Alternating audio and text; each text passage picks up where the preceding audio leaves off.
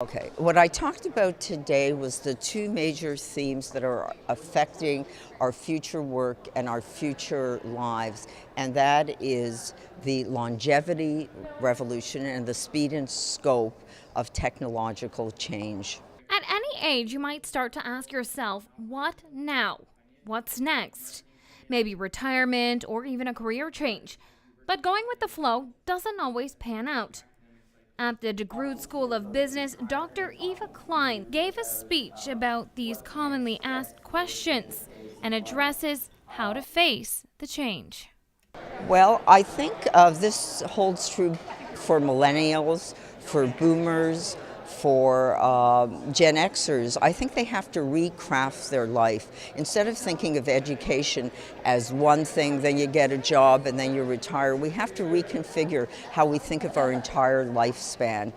So life is more, you get an education, you work a little, you may change your mind as a millennial, and then you may go back and retool and get another career. So it isn't one straight linear path anymore. It's a whole bunch of different paths that you take your entire life. And these can be quite radically different. You may work very hard one part of your life. The other part of your life, you may say, well, I've got sort of enough money. And hey, when I was 25, I wanted to be a musician. And now I've got enough money having been a financial trader. And maybe I'll go back to that old dream and revisit it. And so it'll give me some money, but not as much as I thought I needed in my 20s.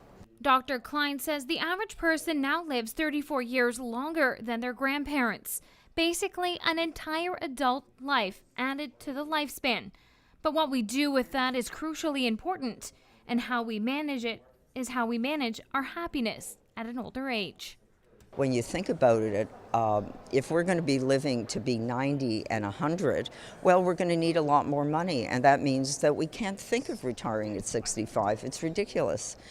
So people have to be thinking, Gen Xers have to be thinking of working into their 70s and their 80s. But that isn't necessarily a bad thing, because retirement can kill you. So, in fact, 40% of the people who work after 65 don't need the money. They're working for mental stimulation.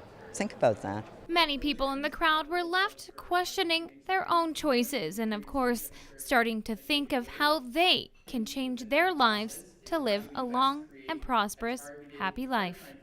For Halton Insider, I'm Kristen Demeny. Running some info sessions and focus groups through July and August.